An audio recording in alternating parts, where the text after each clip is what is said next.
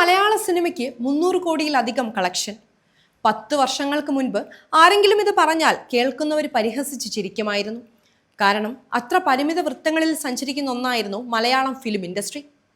ഈ പരിമിതിയുടെ മറകൾ നീക്കി മഹാസാധ്യതകളിലേക്ക് മലയാള സിനിമയെ കൈപിടിച്ചു നടത്തിയ ഏറ്റവും പ്രധാനമായ പേരാണ് മോഹൻലാൽ. ദേശകാല ഭാഷഭേദമന്യേ എല്ലാ വിഭാഗം ചലച്ചിത്ര പ്രേക്ഷകർക്കും ഒരുപോലെ സ്വീകാര്യനായ നടൻ.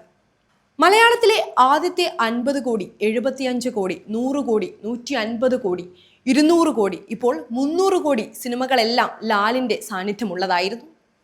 അതുകൊണ്ട് തന്നെ മലയാളത്തിലെ ഏറ്റവും താരമൂല്യമുള്ള നടൻ എന്നതിനപ്പുറം ഇന്ത്യൻ സിനിമയിൽ തന്നെ ഏറ്റവും വിപണന മൂല്യമുള്ള താരങ്ങളിൽ ഒന്നായി ലാൽ തൻ്റെ കരിയർ ഗ്രാഫ് ഉയർത്തിയിരിക്കുകയാണ്. എന്നാൽ കുറച്ചു കാലങ്ങൾക്ക് മുൻപ് റിലീസ് ചെയ്യപ്പെട്ട ചില മോഹൻലാൽ സിനിമകൾ പ്രതീക്ഷിച്ച വിജയം കൈവരിക്കാതെ പോയപ്പോൾ ഇതോടെ ലാലിസം അവസാനിച്ചു എന്നുവരെ വിധി എഴുതിയവരുണ്ട്. മോഹൻലാലിനെതിരെ ഹേറ്റ് ക്യാമ്പയിൻ സംഘടിപ്പിച്ച് നിർബന്ധപൂർവം അദ്ദേഹത്തെ ഔട്ടാക്കാൻ കഴിയുമോ എന്ന് ശ്രമിച്ചു നോക്കിയവരും ഉണ്ട്. അപ്പോഴൊക്കെയും വിവേചനശേഷിയുള്ള പ്രേക്ഷകർ പറഞ്ഞു, മോഹൻലാൽ ഒരു അക്ഷയ ഖനിയാണ്, അതിൽ നിന്നും വിലപിടിപ്പുള്ളത് കുഴിച്ചെടുക്കാൻ പ്രാപ്തരായ ക്രിയേറ്റേഴ്സ് വേണം, അതിന് ബജറ്റോ അനാവശ്യമായ ഹൈപ്പോ വ്യാജ മാർക്കറ്റിംഗ് തന്ത്രങ്ങളോ ഒന്നും ആവശ്യമില്ല, മികച്ച സിനിമ മാത്രം മതി. തുടരും എന്ന സിനിമ തെളിയിക്കുന്നത് അതാണ്. ഈ സിനിമയെക്കുറിച്ച് അതിൻ്റെ പിന്നണി പ്രവർത്തകർ വലിയ അവകാശവാദങ്ങളൊന്നും ഉയർത്തിയില്ല. നിശബ്ദമായി റിലീസ് ചെയ്യപ്പെട്ട സിനിമ മൗത്ത് പബ്ലിസിറ്റിയിലൂടെ കത്തിക്കയറുന്ന കാഴ്ചയാണ് പിന്നീട് നാം കാണുന്നത്. കാരണം മറ്റൊന്നുമല്ല, ആത്യന്തികമായി സിനിമ നല്ലതായിരുന്നു. തുടക്കം മുതൽ എൻഗേജിംഗ് ആയ കാണികളെ നന്നായി എൻ്റർടൈൻ ചെയ്യുന്ന സിനിമ. മോഹൻലാൽ എന്ന നടനെ അപമാനിക്കാതെ പ്രേക്ഷകരുടെ ക്ഷമ പരീക്ഷിക്കാത്ത വിധത്തിൽ ഒരുക്കിയ മാന്യതയുള്ള സിനിമ. കൈയൊതുക്കമുള്ള തിരക്കഥയും സംവിധാനവും. ഈ സിനിമ മോഹൻലാലിനും ചലച്ചിത്ര വ്യവസായത്തിനും ഫാൻസിനും എല്ലാം ഒരു പാഠമാണ്. പതിറ്റാണ്ടുകളുടെ പാരമ്പര്യവും പഴയ ഹിറ്റുകളുടെ വീര്യവും പറഞ്ഞു വന്ന് ബോറൻ സിനിമകൾ ഉണ്ടാക്കുന്ന കാലഹരണപ്പെട്ട എഴുത്തുകാരും സംവിധായകരുമല്ല ഏത് കാലത്തും രുചിക്കാൻ പാകത്തിൽ പക്വമായ സിനിമകൾ ഉണ്ടാക്കാൻ കെൽപ്പുള്ള പുത്തൻ ആളുകളാണ് വേണ്ടത്. തരുൺ മൂർത്തി ഒരു ഫിലിം ഇൻസ്റ്റിറ്റ്യൂട്ട് പ്രൊഡക്റ്റ് അല്ല.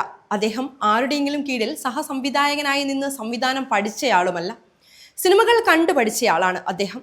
ഒരു സിനിമ തന്നെ 100 കണക്കിന് തവണ കണ്ട കഥയൊക്കെ അഭിമുഖങ്ങളിൽ അദ്ദേഹം വിശദീകരിച്ചിട്ടുണ്ട്. എന്നാൽ ഒരു പടം ഹിറ്റാകാൻ ഈ യോഗ്യതകളൊന്നും പോരാ. ആളുകളെ സിനിമയിലേക്ക് ഹുക്ക് ചെയ്യാൻ പാകത്തിൽ പടം എടുക്കാൻ കഴിയണം. മാറുന്ന കാലത്തിൻ്റെ ആസ്വാദന അഭിരുചികൾക്കൊത്ത് സഞ്ചരിക്കാൻ കഴിയണം. പല എക്സ് ഹിറ്റ് മേക്കേഴ്സും പരാജയപ്പെട്ടിടത്ത് തരുൺ മൂർത്തി വിജയിച്ചു കയറിയത് അവിടെയാണ്. എന്നാൽ ഇതേ സിനിമ മറ്റേതെങ്കിലും താരത്തെ നായകനാക്കി ചെയ്തിരുന്നെങ്കിൽ ഇപ്പോൾ ലഭിക്കുന്ന കളക്ഷൻ്റെ ഒരംശം പോലും ലഭിക്കുമോ എന്ന് സംശയവുമാണ്. അവിടെയാണ് മോഹൻലാൽ എന്ന താരത്തിൻ്റെ പ്രസക്തി. സമശീർഷരായ നടന്മാർക്ക് ചിന്തിക്കാൻ കഴിയാത്ത വിധം ഉയർന്ന പ്രതിഫലം വാങ്ങുന്ന നടനാണ് മോഹൻലാൽ. എന്തുകൊണ്ട് എന്ന ചോദ്യം പ്രസക്തമാണ്. ഏറ്റവും ഉയർന്ന ഇനിഷ്യൽ നേടുന്ന എന്നതിലുപരി അദ്ദേഹത്തിൻ്റെ വ്യാപക സ്വീകാര്യതയാണ് മാനദണ്ഡം. മലയാളം പോലെ ഒരു ചെറിയ ഫിലിം ഇൻഡസ്ട്രിക്ക് കോടി ക്ലബ്ബുകൾ വിദൂര സ്വപ്നങ്ങളിലേക്ക് പോലും ഇല്ലാതിരുന്ന ഒരു കാലത്ത് ദൃശ്യം, പുലിമുരുകൻ, ലൂസിഫർ, എമ്പുരാൻ, ഇപ്പോൾ തുടരും അതിൻ്റെ വിധി മാറ്റിയെഴുതിയ നടനാണ് മോഹൻലാൽ. ഷാറൂഖ് ഖാൻ, അമീർ ഖാൻ, രജനീകാന്ത്, വിജയ് എന്നിങ്ങനെ പാൻ ഇന്ത്യൻ ഗ്ലോബൽ ബേസുള്ള വലിയ ഫിലിം ഇൻഡസ്ട്രികളായ കോളിവുഡിൻ്റെയും ബോളിവുഡിൻ്റെയും വക്താക്കൾക്ക് മാത്രം സാധിച്ചിരുന്ന കാര്യമാണ് മോഹൻലാൽ പുല്ലുപോലെ തൂക്കിയെടുത്തത്. മറുഭാഷകളിൽ ഒരു വമ്പൻ ഹിറ്റ് സിനിമ നിർമ്മിക്കാൻ 100 കോടിയിലധികം മുതൽ മുടക്ക് വേണം. ഇവിടെ ദൃശ്യവും ഇപ്പോൾ തുടരുവും പോലെ ബജറ്റ് കുറഞ്ഞ സിനിമകൾ കൊണ്ടും വിസ്മയങ്ങൾ തീർക്കാമെന്ന് മോഹൻലാൽ തെളിയിച്ചു. അതും തൻ്റെ അപാരവും അനിതര സാധാരണവുമായ താരപ്രഭാവം ഒന്നുകൊണ്ട് തന്നെ. അതിന് പാകത്തിൽ അദ്ദേഹത്തിൻ്റെ ക്യാരക്ടറൈസേഷനും സിനിമയുടെ ടോട്ടാലിറ്റിയും ഗംഭീരമാക്കാൻ സംവിധായകനായ തരുൺ മൂർത്തിക്ക് സാധിച്ചു. മറ്റു ചിലർക്ക് അതിന് കഴിയാതെ വന്നപ്പോഴാണ് ഇടക്കാലത്ത് വീഴ്ചകൾ ഉണ്ടായത്. മോഹൻലാലിനെ നായകനാക്കി ഒരു ശരാശരി സിനിമ നിർമ്മിക്കപ്പെട്ടാൽ പോലും അതിന് വലിയ ബിസിനസ് കൊണ്ടുവരാൻ സാധിക്കും. അതിന് നിരവധി ഉദാഹരണങ്ങളും നമ്മുടെ മുന്നിലുണ്ട്. ബോറൻ പടങ്ങൾ നിർമ്മിക്കപ്പെട്ടാൽ മോഹൻലാൽ അല്ല ഏത് താരരാജാവ് വന്നാലും പ്രേക്ഷകർ നിരാകരിക്കുമെന്നതും നമുക്കറിയാം. കാലത്തിന് തോൽപ്പിക്കാൻ കഴിയാത്ത മോഹൻലാൽ. അടിപിടി, അക്രമം, മാസ് മസാല ചേരുവകൾ, പഞ്ച് ഡയലോഗ്സ് എന്നിങ്ങനെയുള്ള ക്ലീഷേ ഫോമുല ചിത്രങ്ങൾക്ക് മാത്രമേ ഇക്കാലത്ത് വൻ വിജയം എത്തിപ്പിടിക്കാൻ കഴിയൂ എന്ന് വാദിച്ചവർക്കുള്ള മറുപടി കൂടിയാണ് തുടരും. അവരോട് പലപ്പോഴും കാണികൾ പറഞ്ഞു, സാധാരണ മനുഷ്യനായി അഭിനയിക്കുന്ന ഞങ്ങളുടെ ലാലേട്ടനെ ഞങ്ങൾക്ക് തിരിച്ചു തരും. അതിന് 2 സിനിമകളുടെ മാത്രം പിൻബലമുള്ള ഒരു നവാഗത സംവിധായകൻ വേണ്ടി വന്നു എന്ന് മാത്രം. ശരിക്കും ഇക്കാലം അത്രയും തോറ്റത് മോഹൻലാൽ ആയിരുന്നില്ല, അദ്ദേഹത്തിന് ചേരാത്ത കുപ്പായങ്ങൾ ധരിപ്പിച്ച അപക്വമായ സിനിമകൾ ഒരുക്കിയ സംവിധായകരായിരുന്നു. ഇടയ്ക്ക് നേരെ എന്ന അന്തസ്സുള്ള സിനിമയുമായി വന്ന് ജിത്തു ജോസഫ് അദ്ദേഹത്തിന്റെ മാനം കാക്കുകയും ചെയ്തു. വാസ്തവത്തിൽ കാലത്തിന് തോൽപ്പിക്കാൻ കഴിയാത്ത നടനാണ് മോഹൻലാൽ. ദിശാബോധമില്ലാത്ത ചില സിനിമകളിൽ അഭിനയിച്ചതിന്റെ പേരിൽ പഴിക്കപ്പെട്ട അദ്ദേഹം തുടരുമെന്ന സിനിമയിലൂടെ വീണ്ടും യഥാർത്ഥ വഴിയിൽ തിരിച്ചെത്തിയിരിക്കുന്നു. തൊട്ടു മുൻപ് സംഭവിച്ച വീഴ്ചയുടെ കാരണങ്ങളും പരിശോധിക്കപ്പെടേണ്ടതുണ്ട്. നമുക്ക് കാണികളുടെ ഭാഗത്തു നിന്നൊന്ന് ചിന്തിക്കാം. കുടുംബ പ്രശ്നങ്ങളും തൊഴിലിടത്തെ സംഘർഷങ്ങളും കൊണ്ട് മനസ്സ് മടുത്തിരിക്കുന്ന ഘട്ടത്തിൽ ഭാര്യയും കുട്ടികളുമൊത്ത് ഒരു സിനിമ കാണണമെന്ന് കുടുംബനാഥൻ തീരുമാനിക്കുന്നു.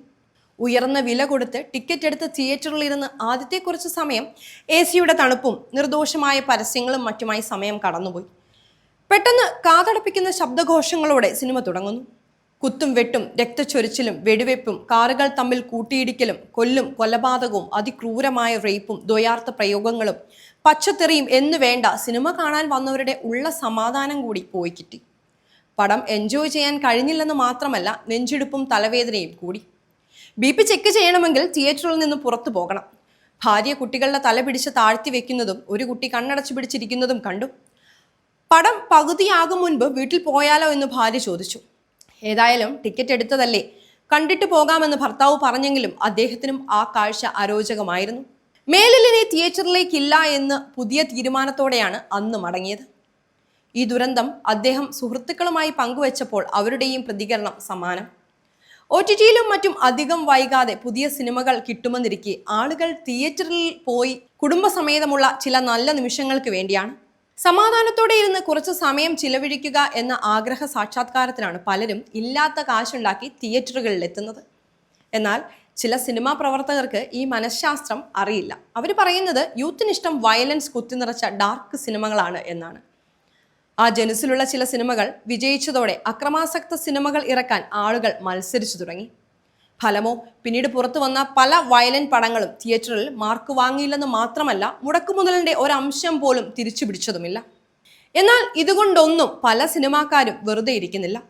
കിം ഡൂക്കിന്റെ കൊറിയൻ സിനിമകളെ വെല്ലുന്ന പുതുപുത്തൻ ക്രൂരതകൾ എങ്ങനെ ലഭിക്കാമെന്ന ഗവേഷണത്തിലാണ് ചിലർ. ഇതുവരെ കാണാത്ത വയലൻസിന്റെ വ്യത്യസ്ത മുഖം അവതരിപ്പിക്കാനുള്ള ഭഗീരഥ യത്നം. വയലൻസ് സിനിമകളിൽ വരുന്നത് പുതിയ സംഭവമല്ല. കഥ ഡിമാൻഡ് ചെയ്യുന്ന തലത്തിൽ മുൻപും നാം കണ്ടിട്ടുണ്ട്. ചില സംവിധായകർ വളരെ പ്രകടനപരമായി കാണിക്കാതെ അമൂർത്തമായ സൂചനകളിലൂടെ സമർത്ഥമായി കാണിക്കും. എന്നാൽ എന്തുമേതും പച്ചയായി കാണിക്കുന്നതിലാണ് ഇന്ന് ചിലർക്ക് കൗതുകം. പ്രേക്ഷകരും അത് ആസ്വദിക്കുന്നുവെന്ന് അവർ വിശ്വസിക്കുന്നു. ഇത്തരം കാര്യങ്ങളോട് പ്രതിപത്തിയുള്ള ഒരു വിഭാഗം കാണികൾ ഉണ്ടായെന്ന് വരാം.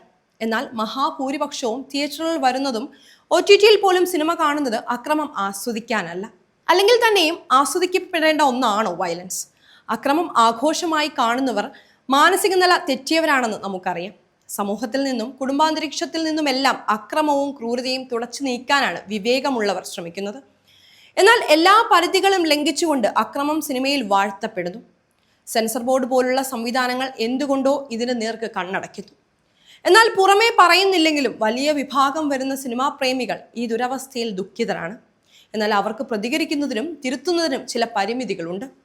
അതുകൊണ്ട് തന്നെ ചിലർ വിഷമം ഉള്ളിലൊതുക്കുമ്പോൾ മറ്റു ചിലർ സമൂഹ മാധ്യമങ്ങളിലൂടെ പ്രതികരണം രേഖപ്പെടുത്തുന്നു. എന്നാൽ ഇതൊന്നും ഗൗനിക്കാതെ പരമാവധി എത്ര കണ്ട് അതിക്രൂരമായ രംഗങ്ങളും കൊലകളും തങ്ങളുടെ സിനിമകളിൽ ഉൾപ്പെടുത്താമെന്ന് ചിന്തിക്കുകയാണ് ചിലർ. അക്രമം ഒഴിച്ചു നിർത്തിയും ഹിറ്റ് സിനിമകൾ ഉണ്ടാക്കാം. കാലാകാലങ്ങളിൽ മലയാളത്തിൽ വലിയ വിജയം കൊയ്ത സിനിമകളൊന്നും തന്നെ ചോരക്കറ പുരണ്ടതല്ല. കിലുക്കവും ഗോഡ്ഫാദറും മഞ്ഞിൽ വിരിഞ്ഞ പൂക്കളും റാഞ്ചി റാവു സ്പീക്കിങ്ങും മാമാട്ടിക്കുട്ടിയമ്മയും മണിച്ചത്താഴും നാടോടിക്കാറ്റും ചിത്രവും തേന്മാവിൻ കൊമ്പത്തും അനിയത്തിപ്രാവും നിറവും കാണാമറയത്തും നക്ഷത്രങ്ങളും വൈശാലിയും ദേശാടനവും അടക്കം എത്രയോ ഉദാഹരണങ്ങൾ. കുറച്ചുകൂടി മുന്നോട്ട് വന്നാൽ നവസിനിമയ്ക്ക് തുടക്കം കുറിച്ച ട്രാഫിക്കും മഹേഷിന്റെ പ്രതികാരവും സോൾട്ട് ആൻഡ് പേപ്പറും തൊണ്ടിമുതലും ദൃക്സാക്ഷിയും തുടങ്ങിയ സിനിമകളും ബോക്സ് ഓഫീസിൽ വിജയം നേടിയെന്ന് മാത്രമല്ല, ഇന്നും മനസ്സിൽ തങ്ങി നിൽക്കുന്ന സിനിമകളാണ്. എന്തു പറയുന്നു എന്നതിലേറെ എങ്ങനെ പറയുന്നു എന്നതാണ് പ്രധാനം. വയലന്റ് മൂവീസ് തകർത്തു വാരുന്ന കാലത്തും മനസ്സിൽ പ്രസാത്മകത നിറയ്ക്കുന്ന ഫീൽ ഗുഡ് സിനിമകൾ മാത്രം എടുക്കുന്ന സംവിധായകനാണ് ജിസ് ജോയ്. വിജയ് സൂപ്പറും പൗർണമിയും പോലുള്ള സിനിമകൾ വൻ വിജയം നേടിയെന്ന് മാത്രമല്ല, നല്ല സിനിമ എന്ന് പേര് നേടിയെടുക്കുകയും ചെയ്തു. മാളികപ്പുറവും മഞ്ഞുമൽ ബോയ്സും പ്രേമലുവും പോലെയുള്ള നവകാല ഹിറ്റുകളും വയലൻസ് സിനിമയ്ക്ക് അനിവാര്യമല്ലെന്ന് ആവർത്തിച്ച് തെളിയിച്ചുകൊണ്ടിരിക്കുകയാണ്. അതിൻ്റെ ഏറ്റവും പുതിയ ഉദാഹരണമാണ് മലയാള സിനിമയ്ക്ക് അചിന്ത്യമായ കളക്ഷൻ റെക്കോർഡുകളിലേക്ക് കുതിച്ചുകൊണ്ടിരിക്കുന്ന തുടരും.